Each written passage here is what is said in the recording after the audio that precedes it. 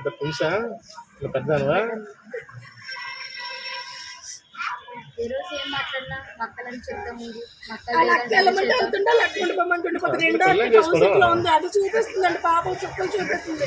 రాత్రి 11 ఫోన్ చేసింది, మీరు రాత్రి రాబోతున్నా రాత్రి తీసుకెళ్ళిపోమంది. అంటే ఒక 100 రూపాయలు ఇచ్చి బస్సు వచ్చి కూడా కట్టుబడి పంపించింది. మాట్లాడేస్తున్నావు అనేసి మాడబొట్టు అత్త చేసి వాళ్ళ దగ్గర కూర్చోబెట్టి తెల్లమనేది ఏదో మాట్లాడుకుంటున్నాం. ఏం మాట్లాడుకోకూడదండి, ఏం మాట్లాడుకుంటే చెప్పలేదండి. ఇప్పుడు నా కూతురు పని చేయడానికి నలుగురిలో పొడవు చేసి చదువుకున్న పిల్లలండి పొడవు పోవట్లేదా? 3 కూతురుతో నేను ఎక్కడంటే ఎందుకంటే ఈ వయసులో పెళ్లి చేస్తున్నాను.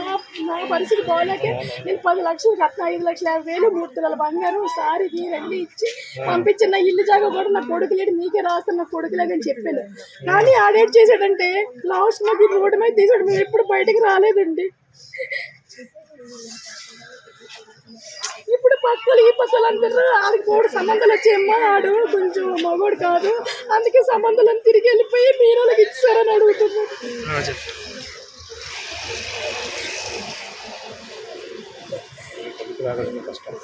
ఈరోజు అందరూ ఈ కుర్రలందరూ మాకు పాపకు అందములు. ఒక్కడు కూడా నా కొడుకు చచ్చిపోయి వీళ్ళందరూ కొడుకులా 20 మంది వచ్చారు నాకు సపోర్ట్ చేయడానికి, నా కూతురు సపోర్ట్ చేయడానికి. ఈరోజు రోడ్డు మీద పడిపోయాము.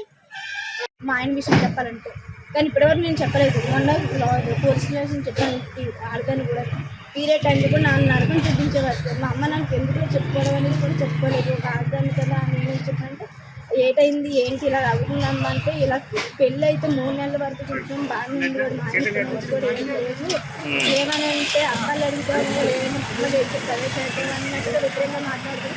ఏమని అంటే మీ అమ్మ ఇంత ఖర్చులు ఇచ్చింది, మీ నాన్న ఇక్కడ బంగారు పెట్టాడు అంటే దీంతో మాట్లాడాలకు అంటే ఆ రోజు నైట్ ఏదో సాగు చెప్పి కింద పడుకునేవాడు. ఇది కింద పడుకుంటే బయట అంటే లేదు, ఈ రోజు కింద పడుకుందాం వచ్చు అనేది కింద ఉండిపోయాడు. రీజన్ అడిగినా ఏదో రీజన్ చెప్పేవారు సార్. వాడు నైట్ అంతా బయటకు వెళ్ళిపోయాడు. ఏ 3 గంటకు ఏ 4 గంటకు వస్తారు, రాత్రి అంతా ఎక్కడికి వెళ్ళినట్టు మీకు చెప్పాల్సిన నాకు లేదు అనేసి అడుగు. పెళ్ళంగా నేను అడగకపోతే ఇంకెవరు అడుగుతారు సార్? వాళ్ళ అమ్మ నాన్న అడగవసరం లేదు. వాళ్ళ అమ్మ నాన్న అడిగినా ఇలాగెళ్ళి అడగని చెప్తారు. పెళ్ళని అడిగితే నిబంధన నీకేం చెప్పాలి, నీకే రైట్స్ ఉన్నాయని అడుగుతున్నాను. సరే మీ అక్క అన్న అంటే మా అక్క అంటే దీన్ని పడాలి అని అండు. అంటే నేను ఇంట్లో పడ్డానికి వచ్చిన ఏమని అడిగితే అంత కట్నం పట్టుకొచ్చినా కూడా నువ్వేం కట్నం తెలియదు, మీ అమ్మని ఇల్లు రాయమని మీ నాన్న భూమి రాయమని అంటే నేను ఒక్కదానైతే అదే రాసేవారు. నా వెనక జక్కలున్న చెల్లి ఉంది, ఎలా రాస్తారు సార్?